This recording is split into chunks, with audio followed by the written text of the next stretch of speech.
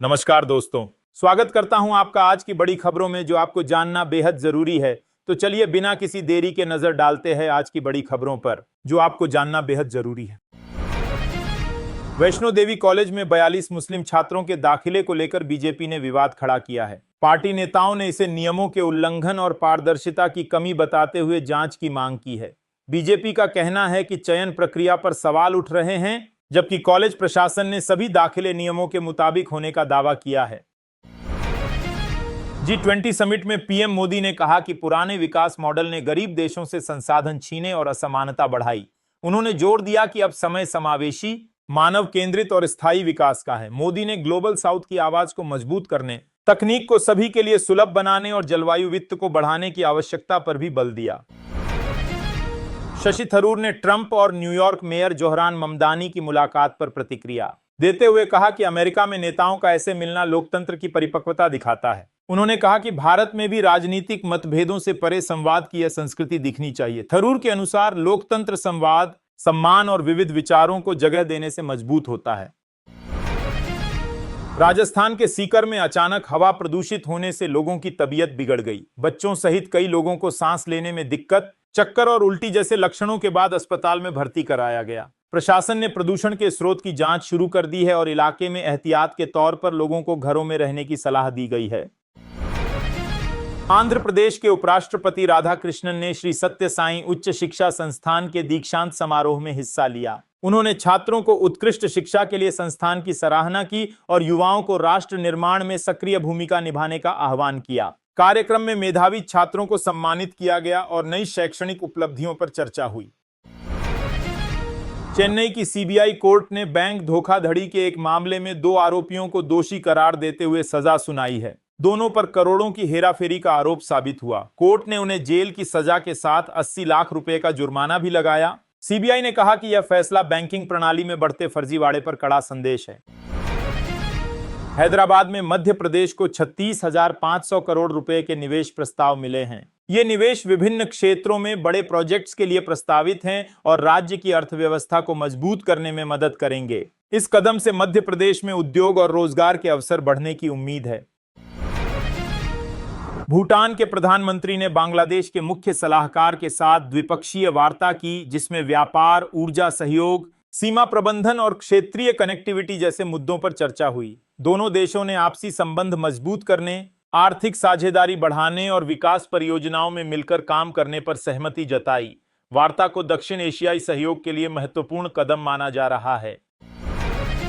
दिल्ली विस्फोट मामले में एसआईए ने श्रीनगर से आतंकवादी के एक और सहयोगी को गिरफ्तार किया है। आरोपी से पूछताछ जारी है और जांच से कई छिपे तार जुड़ने की संभावना जताई जा रही है। अधिकारियों का कहना है कि यह गिरफ्तारी आतंकी नेटवर्क की पहचान और आगे की साजिशों को रोकने में महत्वपूर्ण साबित होगी। भारत और श्रीलंका की सेनाओं ने मित्र शक्ति सैन्य अभ्यास के दौरान विशेष प्रशिक्षण हासिल किया।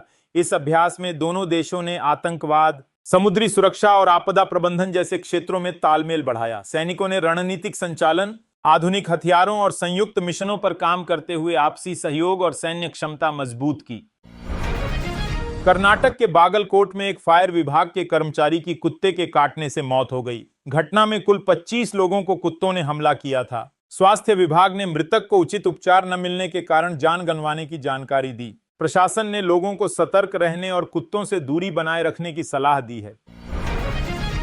हिमाचल प्रदेश विधानसभा के डिप्टी स्पीकर विनय कुमार ने अपने पद से इस्तीफा दे दिया है। उन्होंने निजी और राजनीतिक कारणों का हवाला देते हुए यह कदम उठाया। इस्तीफे के बाद विधानसभा में नए डिप्टी स्पीकर के चयन की प्रक्रिया शुरू हो गई है।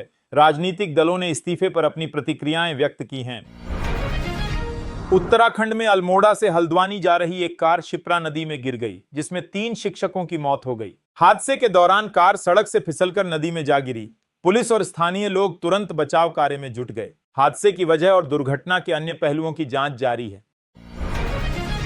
G20 समिट के घोषणा पत्र में सभी सदस्य देशों ने आतंकवाद की हर प्रारूप में कड़ी निंदा की। दस्तावेज में आतंकवाद, हिंसा और उग्रवाद के खिलाफ वैश्विक सहयोग बढ़ाने पर जोर दिया गया। सदस्य देशों ने आतंकवादी वित्त, ऑनलाइन उकसावे और अंतर्राष्ट्रीय आतंक नेटवर्क को समाप्त करने के लिए एकजुट होकर कदम उठाने का संकल्प लिया।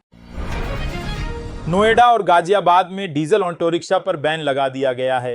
एनसीआर में बढ़ते प्रदूषण को देखते हुए प्रशासन ने चरणबद्ध प्रतिबंध लागू किए हैं। इसका उद्देश्य वायु गुणवत्ता सुधारना और स्वास्थ्य सुरक्षा बढ़ाना है। लोगों को वैकल्पिक वाहन विकल्प अपनाने और प्रदूषण कम करने के उपायों का पालन करने की सलाह दी गई है। इटली की मशहूर गायिका ऑर्नेला वेनोनी का 91 साल की उम्र में मिलान में कार्डियक अरेस्ट से निधन हो गया। वेनोनी को उनकी लंबी और प्रतिष्ठित संगीत यात्रा के लिए दुनिया भर में जाना जाता था। उनके फैंस और संगीत जगत ने उन्हें श्रद्धांजलि अर्पित की। निधन से इटली में संगीत प्रेमियों में शोक की लहर फैल गई। महाराष्ट्र में पर्यावरण मंत्री पंकजा मुंडे के पीए की पत्नी ने आत्महत्या कर ली। महिला की शादी मात्र 10 महीने पहले हुई थी। पुलिस ने शव को कब्जे में लेकर जांच शुरू कर दी है। शुरुआती जांच में आत्महत्या के कारणों का पता लगाने और किसी भी आपराधिक पहलू की पुष्टि के लिए कार्रवाई जारी है। बांग्लादेश में जनता ने सड़क पर उतरकर प्रधानमंत्री शेख हसीना को फांसी देने की मांग की। इस प्रदर्शन में बीएनपी और इस्लामवादी पार्टी ने बड़ी संख्या में भाग लिया। विरोधियों ने सरकार की नीतियों और राजनीतिक दबावों के खिलाफ नारे लगाए। पुलिस ने सुरक्षा बढ़ा दी है और तनाव को नियंत्रित करने के लिए कदम उठाए हैं। कुमार विश्वास ने कहा कि गांधी जी ने राम राज्य मॉडल को ही विश्व शांति का आधार बताया था। उनका मानना है कि न्याय, समानता और अहिंसा पर आधारित यह मॉडल समाज और राष्ट्र के स्थायी विकास के लिए मार्गदर्शक है। उन्होंने युवाओं और नेताओं से इसे अपनाने और प्रेरणा लेने की अपील की। चांदी के दाम में आज 8,000 रुपए की बड़ी गिरावट दर्ज की गई। इसी सप्ताह सोने के दाम भी लगातार कम हुए हैं, जिससे निवेशकों और खरीदारों को राहत मिली है। विश्लेषकों के अनुसार वैश्विक बाजार में दबाव और मुद्रा दरों में उतार चढ़ाव इसके प्रमुख कारण हैं। खरीदारों को अब सोना और चांदी सस्ते में मिलने लगे हैं। केंद्र सरकार ने चंडीगढ़ पर नियंत्रण बढ़ाने के लिए आर्टिकल 240 का सहारा लेने की योजना बनाई है, जिससे विवाद बढ़ गया है। पंजाब और हरियाणा के मुख्यमंत्री मान और सुखबीर सिंह ने इसे लेकर तीखी प्रतिक्रिया दी। उन्होंने कहा कि यह कदम राज्यों की स्वायत्तता और संवैधानिक अधिकारों के खिलाफ है और राजनीतिक संकट बढ़ा सकता है। दुबई में तेजस विमान क्रैश में पायलट सियाल की मौत से उनका 16 साल का साथ एक पल में खत्म हो गया।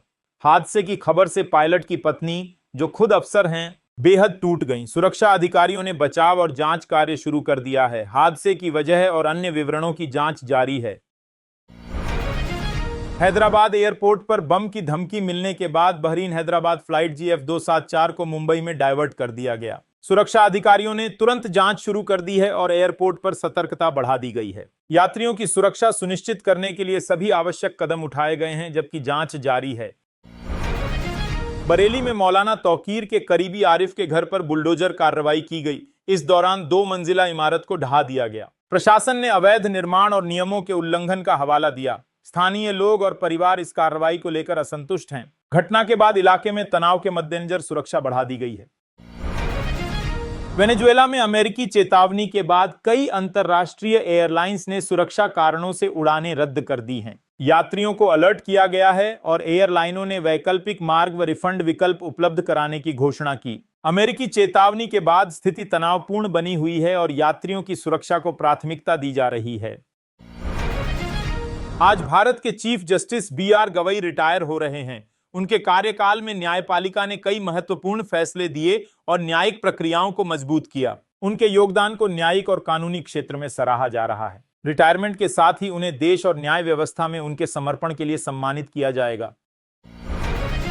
मनोज तिवारी ने साहित्य आजतक में कहा, हम बड़े संस्कारी हैं और बिहार के लोगों को भी ऐसा ही होना चाहिए। उन्होंने संस्कृति, नैतिकता और परंपराओं का पालन करने पर जोर दिया। तिवारी ने कहा कि समाज की प्रगति और एकजुटता के लिए लोगों में संस्कारी मूल्य बनाए रखना जरूरी है।